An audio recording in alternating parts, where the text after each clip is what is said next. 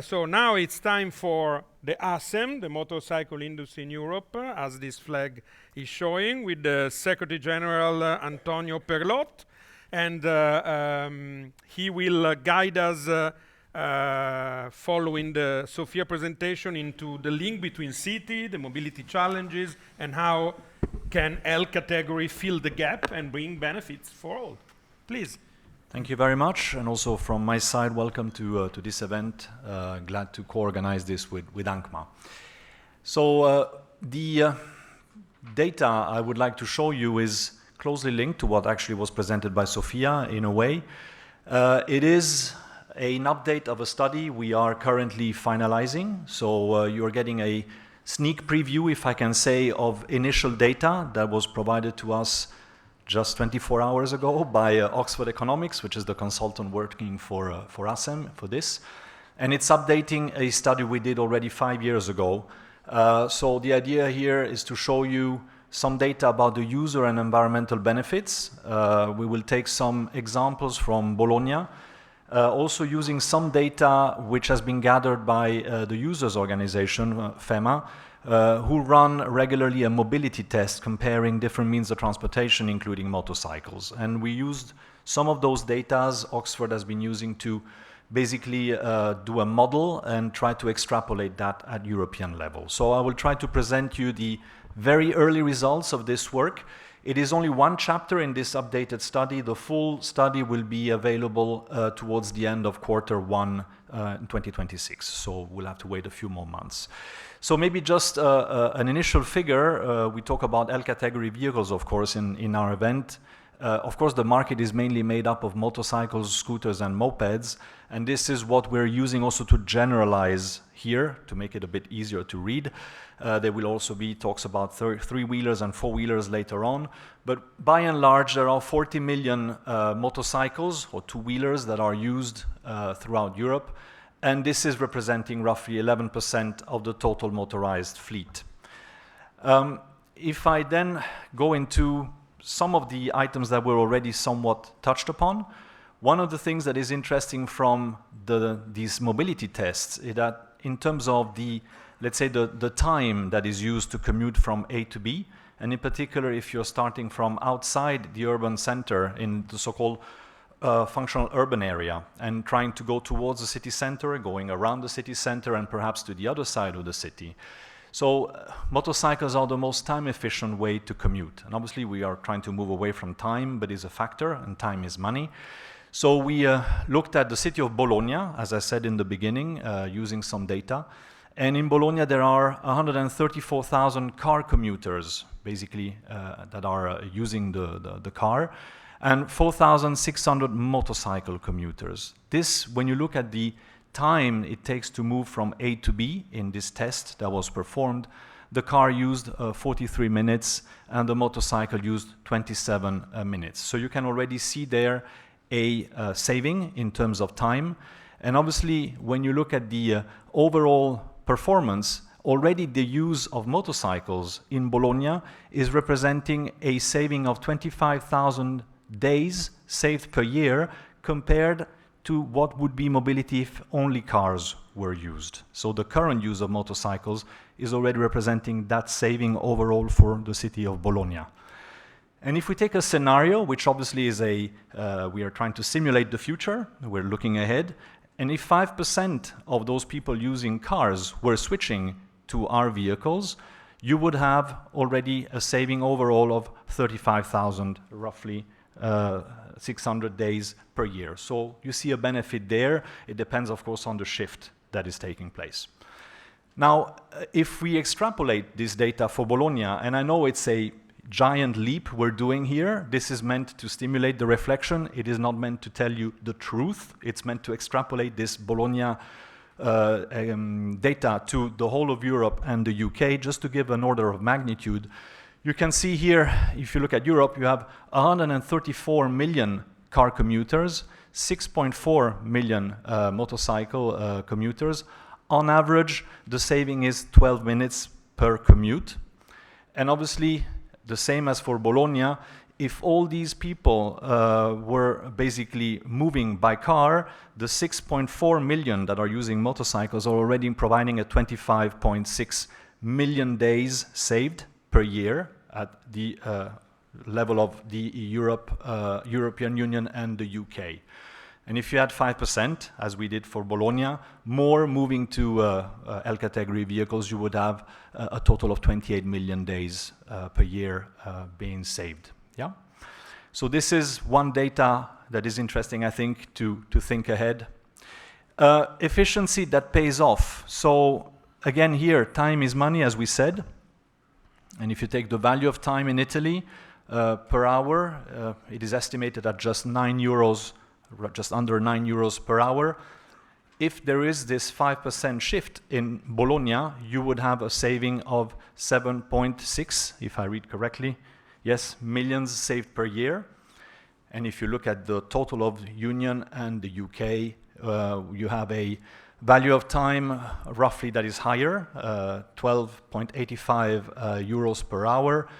This 5% shift would amount to a improvement of, or a saving of 8.6 billion euros per year. So again here, important figures if we're looking at efficiency that are indicating a benefit.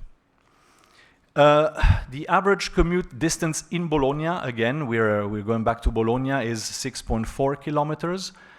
Looking at petrol costs, which of course are important both for the user in terms of money they spend, but also in terms of the emissions that are produced.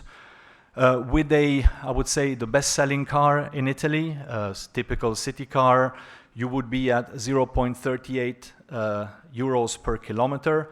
With a similar motorcycle, a scooter, typically the best-selling scooter in Italy, you are at 0.17 euros per kilometer in terms of fuel consumption. Therefore here, a saving of 0.21 cents per kilometers, which means that per day, and daily saving per user is just at 2.65 euros per day. That altogether for a person using a two-wheeler amounts to 640 euros per year, only in terms of fuel saved. And if you look at the average annual salary in Italy, which is at 32,000 euros, that is close to 2% of that salary. So it is a sizable benefit for the citizen. Time, money, we touched upon already. Now, extrapolating that to Europe, average commuter distance at 7.8 kilometers. You can see the petrol costs are slightly different. I mean, this is an average for Europe. And also the vehicles that are sold, mostly sold in the markets, are different. So here, slightly different figures. So 22 cents per kilometer for cars. For a motorcycle, 0.06. So apparently, fuel is cheaper outside of Italy, as we all know. The savings amount to 16 cents per kilometer, and that makes 2.41 euros per day, and an annual saving of 580 euros per person. Again, if we had a 5% shift in Europe, you would have a benefit in terms of savings of 3.8 billion euros only in terms of fuel. Yeah.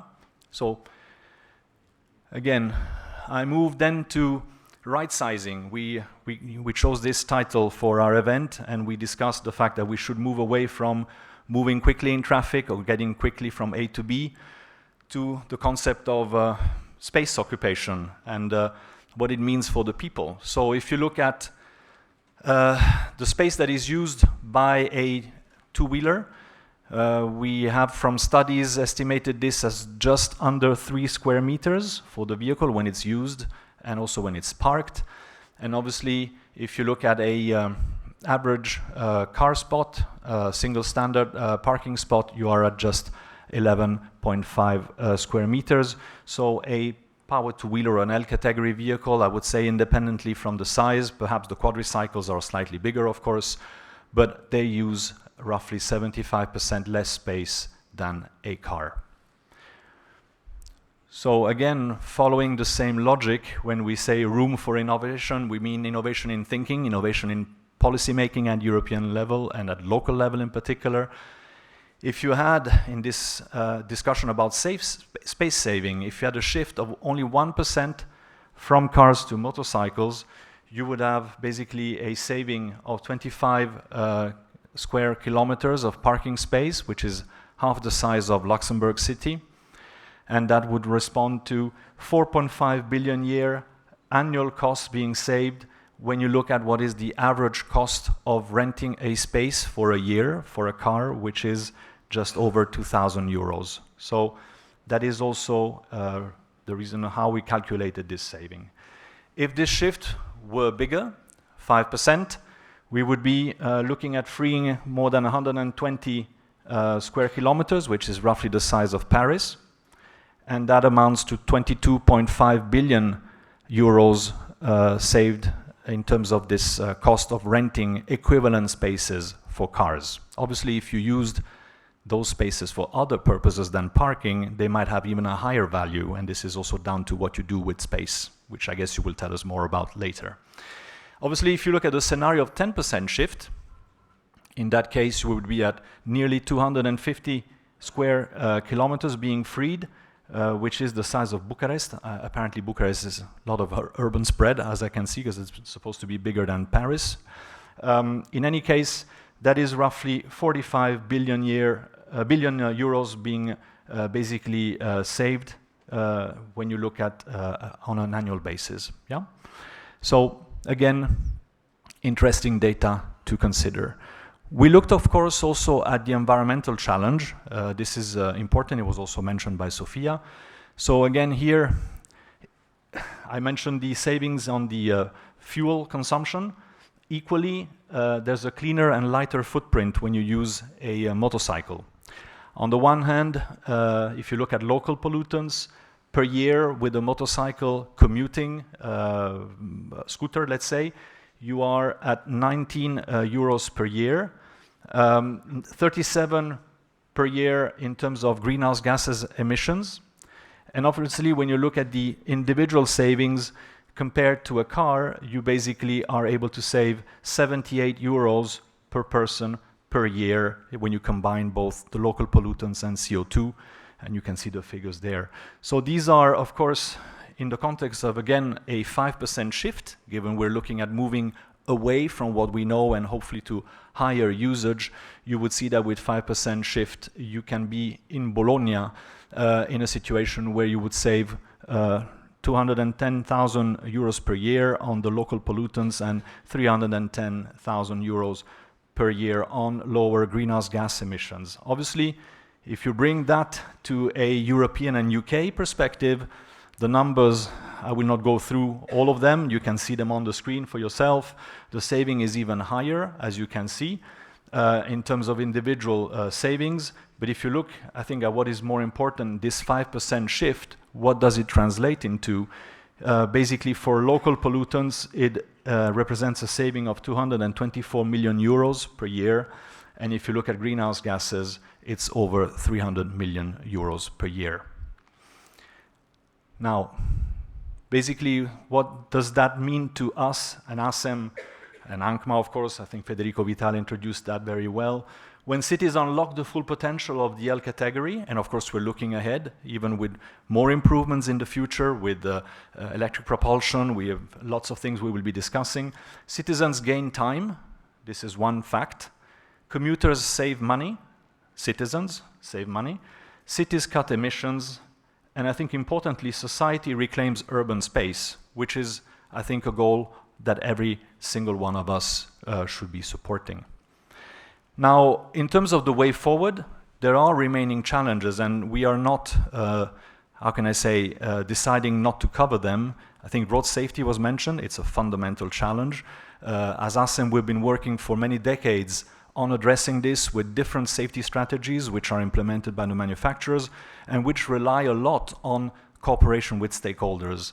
The vehicle can be as safe as we can make it, but if it's not integrated in policies, if it's not taken care of from the outset, if the user is not using it properly, I mean, there's several factors, the results will be insufficient. So one challenge is that.